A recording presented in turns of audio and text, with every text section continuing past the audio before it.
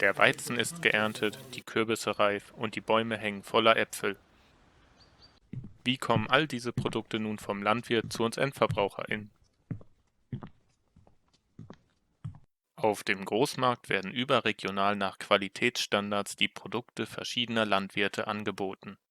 Dabei wechseln relativ einfach große Mengen auf einen Schlag den Eigentümer. Die Beziehung zu den Endkunden ist anonym, was dazu führt, dass vor allem die Ware im Vordergrund steht. Die EndkundInnen wählen einfach das Produkt nach Aussehen und achten vor allem auf die Qualität. Daher wird nur Ware angenommen, die Qualitätsstandards entspricht, was zu großen Mengen Ausschuss führen kann. Die Waren legen teilweise lange Strecken zurück. Die Produkte werden von Zwischenhändlern weiterverkauft und der Gewinn auf alle aufgeteilt, die an der Wertschöpfung beteiligt sind.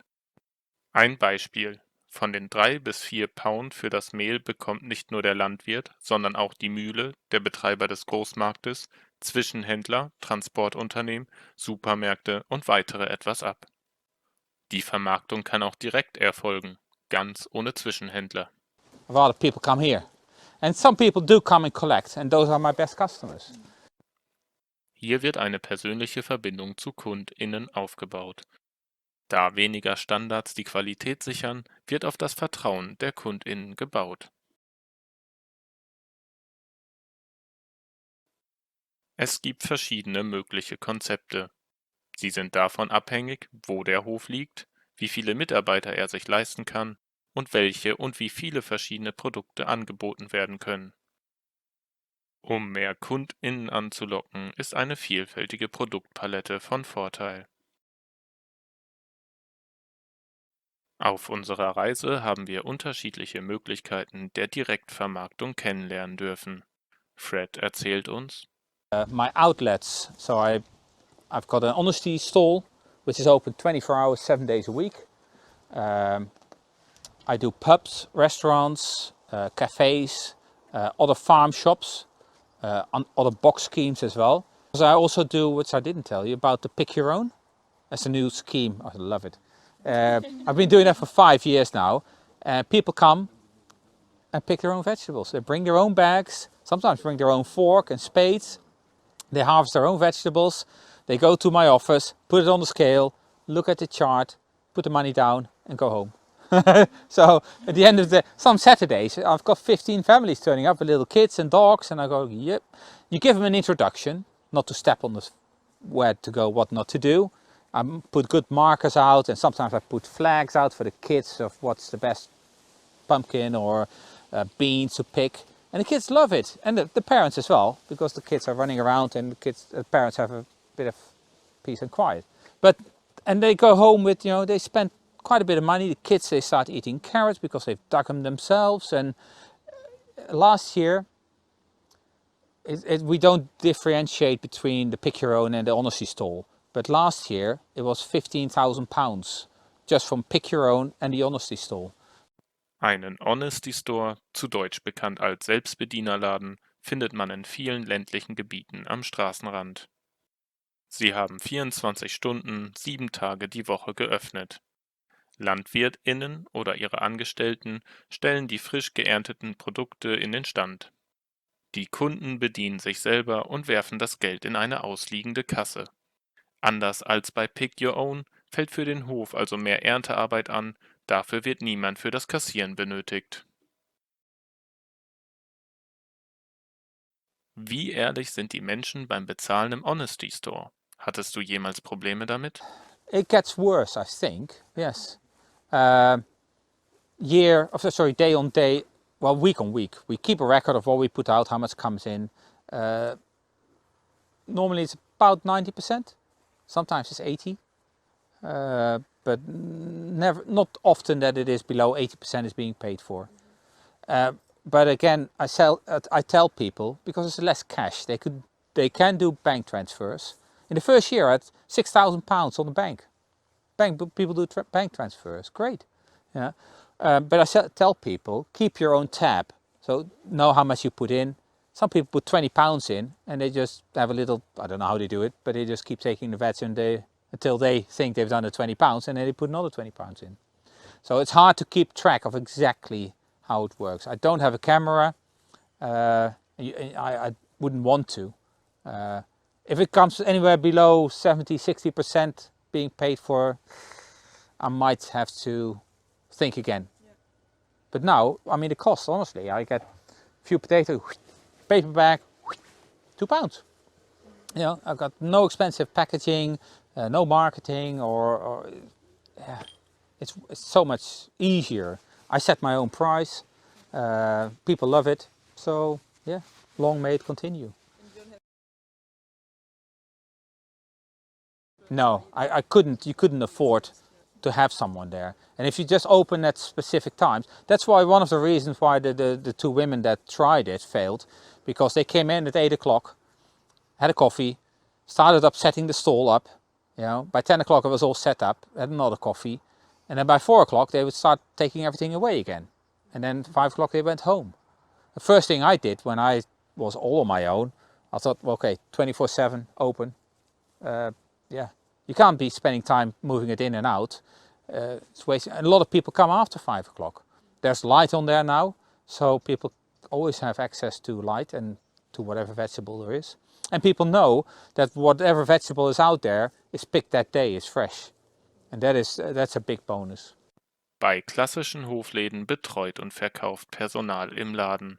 Der soziale Kontakt kann für manche Menschen ein Argument sein, dort einzukaufen. Wer einkaufen geht, möchte nicht für jede Gemüsesorte einen anderen Hof aufsuchen. Daher ist für diese Wege der Direktvermarktung wichtig, viele verschiedene Produkte anzubieten. So macht es Fred. 10 hectares, grow 30 different kinds of vegetables, 100 different varieties. It's all seasonal and it gives me the diversity to supply people. Wie kann ein Betrieb diverse Produkte anbieten, die Wertschöpfung vor Ort umsetzen und Gewinne erwirtschaften? Neue Wege bieten Risiken.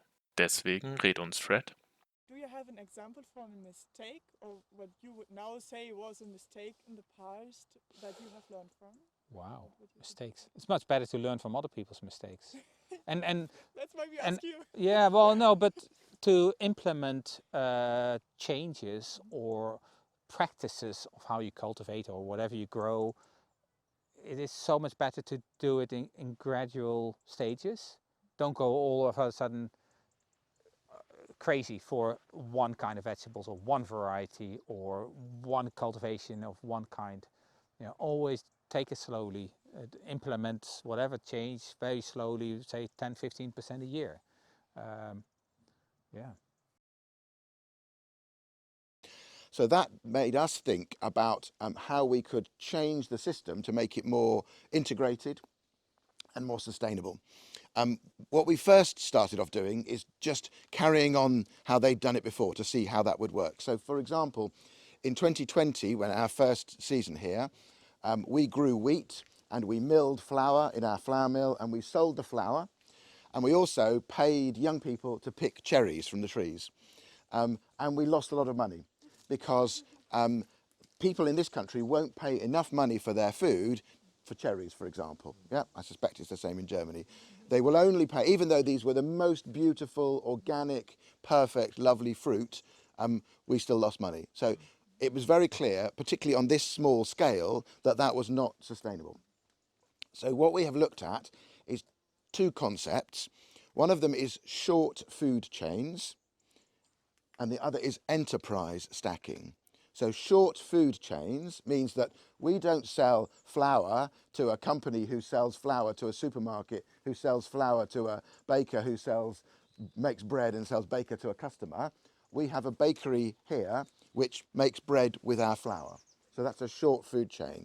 But they also integrate into that all of the fruit.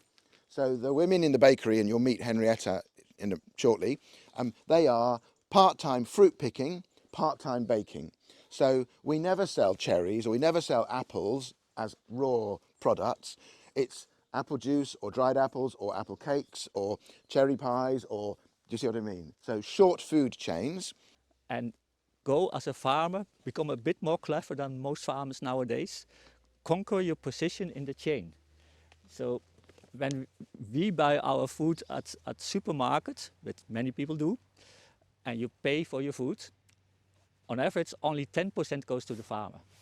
And there are other costs involved which must be paid for as well, but also other profits involved which are bigger than the farmer's share.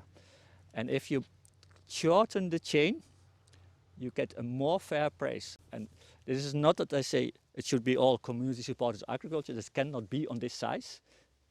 There should be a smaller system with customers coming and picking themselves, etc. Then you have a very short chain and a very good price for the farmer and involvement of the neighborhood. Here we already have an agreement with a catering company. And they said, we want to pay you the price of wholesale organic, which is roughly 50% of the share, which is fair enough, I guess. And then we made calculations for what for red currants, for apples, for nasi pear, apfelbirne, and they all come out if we even pay a fair price to pickers we have to hire without exploiting, which is also happening sometimes in agriculture, but just a fair price. But also enterprise stacking. So each of those is like a business. So the bakery is a separate business to us. The vegetable growers who you will meet are a separate business to us. We have a woman called Faye who is based in this corner here, who is a craft person. So she is using the bark and the leaves and the roots to do natural dyeing and wood carving.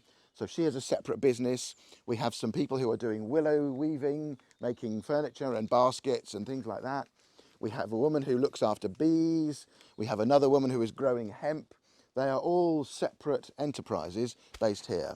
So short food chains and enterprise stacking is what has enabled us to make it sustainable. We hope that we will make our money by people paying to come here. So for us, we earn our money by renting out the farmhouse and the pods. And that brings us the income to cover the other costs. But each of the separate businesses is sustainable in its own terms. The 8 people who work here growing and baking and so on are financially independent, if you like. But for us to pay for the costs of the infrastructure, we have to have visitors. Der Gemüseanbau wird in einer eigenständigen Community Supported Agriculture, kurz CSA, oder zu Deutsch einer solidarischen Landwirtschaft, kurz Solavi, organisiert. Eine Solavi baut auf dem Vertrauen der KundInnen auf. Dazu werden die Ernteanteile noch vor dem ersten Spatenstich verkauft. Nachdem der Betrieb eine ausreichende Anzahl an Leuten gefunden hat, die bereits vor der Bestellung der Felder einen Anteil bezahlen, ist das finanzielle Risiko der Organisation gedeckt. Bei der Ernte wird der entsprechende Anteil dann den jeweiligen Menschen zugewiesen. Preis und Größe des Anteils ergeben sich auch aus Fruchtbarkeit und Flächengröße der Anbaufläche. So hat der Betrieb bereits die Mittel, um das bewirtschaftende Personal für die Fläche zu bezahlen. David nennt sie hier Veg Growers. The veg growers, they give us 3/35 of their produce, so 9% of their cabbages or 9% of their tomatoes or whatever. And actually probably what we mostly do with that is we give that to Henrietta in the bakery and she cooks with it. Selling craft products, she gives us a few hours a week of her time. With Henrietta in the bakery, we are on a profit share with her. So each relationship is different. We have to compensate for our scale problem in other ways. I hope that in, let's say, 5 years' time, it will be financially and operationally independent and sustainable. I think if you had a bigger farm, not a problem at all. Warum das kein Problem wäre, dazu kommen wir später im Film, wenn es um das Thema Subventionen geht. Zunächst möchten wir wissen, wie das Konzept bei Wakelands gedacht ist und welche Ökosystemleistungen sie neben der Ökonomie und Essensproduktion noch beachten. Wir wollen den Betrieb besser verstehen und wie die anderen Bereiche den Hof ergänzen. Traditionally here, they were looking at improving their farming techniques.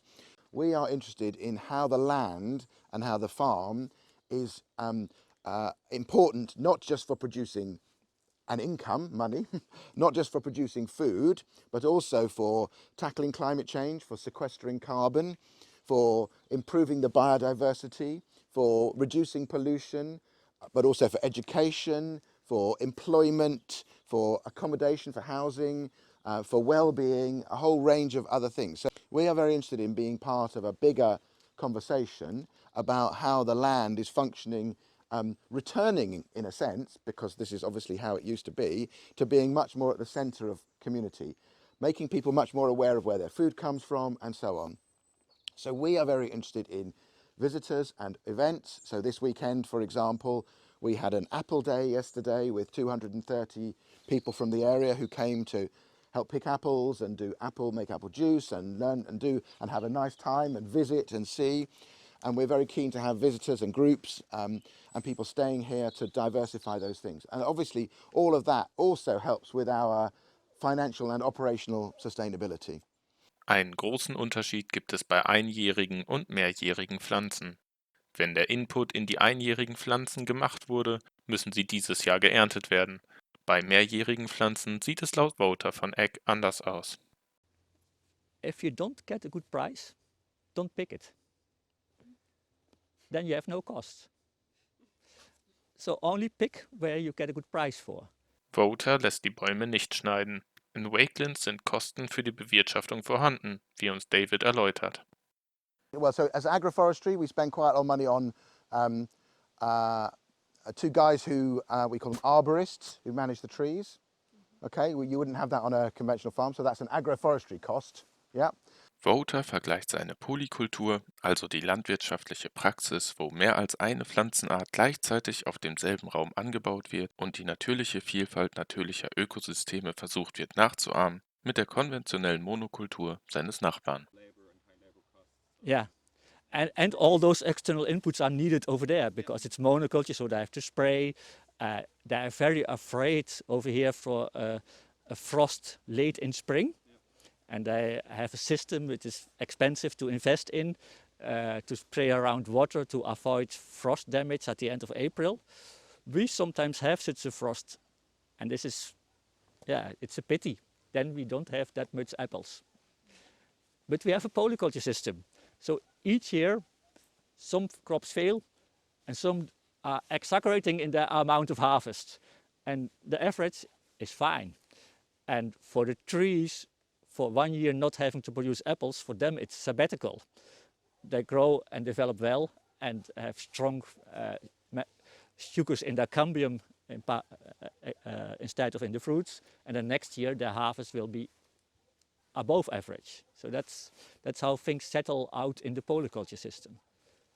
I mean, our costs for farming are low because we don't have all the chemicals to spray. So our next door neighbour, he spent the whole weekend driving up and down that 400 hectare field, massive field, with a sprayer. So huge costs in the chemicals, huge cost in the diesel, very expensive tractor. His yields might be higher, but his costs are very high, and particularly now, cost of fertiliser incredibly high because they're very energy intensive to produce. The price of his outputs hasn't gone up very much, but the price of his inputs, the diesel and the fertiliser, costs have gone right up. The one big change in system is, you have seen the neighbor field. And each year again, fertilization is needed, plowing is needed, big machines are needed, they are often rented, fossil fuels are needed, pesticides are needed. And then at the end, it's back to zero, the empty area again. When you have designed and planted your food forest system, it's zero external input. You don't have to pay for big machines, for fertilization, for pesticides, for fossil fuels. So for a company, it's very nice to don't have to pay bills. Then there's a gap, a few years, no harvest, 7 years. Then the harvest starts, and it starts a bit slow, and then like a good pandemic, it's exponential growth. In this case, this is fine. And we now, sometimes I nicknamed ourselves, Peter and me, being the laziest farmers of the Netherlands, since we let nature do the job and we do not all those things. What I was talking about of the stacked enterprises and all these other aspects, I think they are synergistic, in the sense that we are doing things that we think make sense environmentally and socially and whatever, but they also make sense financially. because we think we can make this work sustainably. We think you can make agroforestry farms work sustainably in a way that conventional farms, I don't think, can. In der EU bekommen die landwirtschaftlichen Flächeneigentümer und Flächeneigentümerinnen pro Flächeneinheit einen Förderbeitrag aus der gemeinsamen Agrarpolitik. Dadurch, dass die LandwirtInnen mit großen Flächen genügend Geld für ihre Flächen bekommen haben und ihren Lebensstandard decken können, können sie die Ernte für kleines Geld weiterverkaufen. Kleine Farmen sehen dort Probleme. Because people in Europe don't pay enough for their food. I mean, in this country, food has never been cheaper than it is now in terms of the amount of people's income that they spend on food is the lowest it's ever been. That's why I said the whole food system is broken, because a few decades ago, people spent 50% of their income, disposable income, on food. Now it's less than 8%. So all of a sudden, food isn't valued anymore. It's just people don't think about food anymore. Yeah, mad. And it's not because it's not because farmers make money from agriculture. They make money from subsidies. So the average. So we are cereal farmers, wheat farmers, really, here in this area. So my neighbour, the average UK cereal farmer has a personal income of £70,000. Okay, that's as if he was doing a job. Okay, but of that £72,000, the profit from agriculture is only £2,000.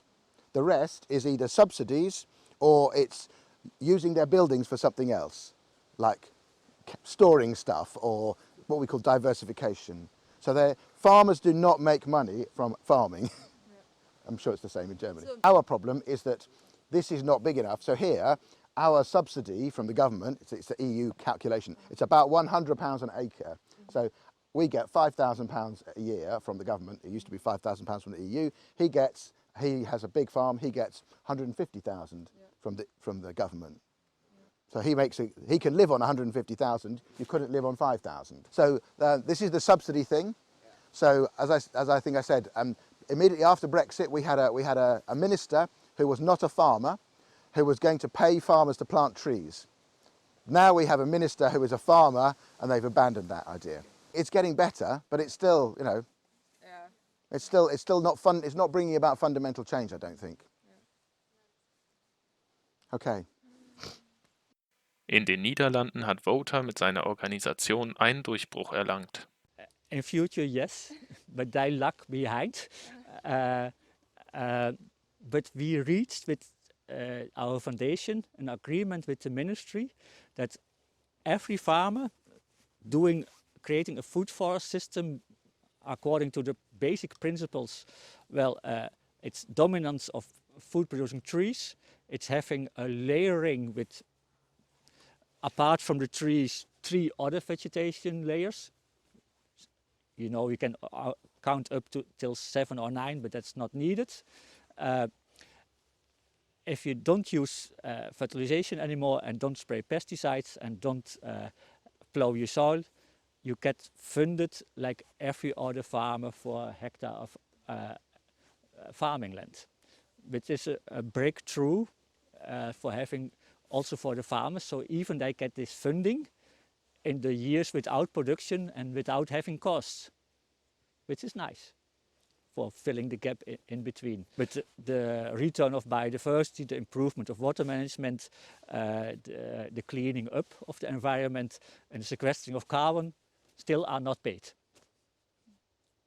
Mike ist begeistert und hat andere Finanzierungsmöglichkeiten neben den Subventionen für die Pflanzung seines Agroforst gefunden. It's fantastic. I really love it. Of all the projects I've done in farming for the last 40 years, I think agroforestry is my favourite project. That's right. This was part funded as an environmental scheme. So it's paid for by the government, basically, a lot of this. They paid for the trees. And this is recreation of a traditional orchard for its biodiversity and partially for nature. Which, I don't know if you heard that, it's a charity that looks after trees here in the UK and supplies trees. And they basically put an advert in a magazine saying they were looking for projects to fund, and basically it was carbon offsetting by one of the big hotel chains, and basically they wanted to buy trees and plant them. You know, so in this country, our climate government climate agency says that we need to have we need to plant a lot more trees, and the only way to plant those trees either is to do big forests, which they don't want to do, or to have a third of the country, third of England in agroforestry like this by 2050. And that's just for sequestering carbon, just to sequester carbon. But also it's bringing other benefits. I think that's why I'm interested in moving away from measuring farm outputs just on the farmer's income or just on the wheat yield or whatever. So this piece of land here, 23 hectares, we have 8 people making a living, okay? He has 1,000 hectares, he has 2 people, okay? So in terms of employment, but that's not what they measure. What they measure is how many tons of wheat or how much money. But if you measure how much carbon you sequester, or how much biodiversity you have, or how many great crested newts you have, or how many people you employ, I think the calculation becomes much more interesting. So we need to move away from a very narrow measurement of what we expect from this land to say, here's a whole range of other parameters that we get. Education and mental health and housing and employment and climate change, and yeah, that would be my proper, that's why I think agroforestry, organic agroforestry, can make a contribution.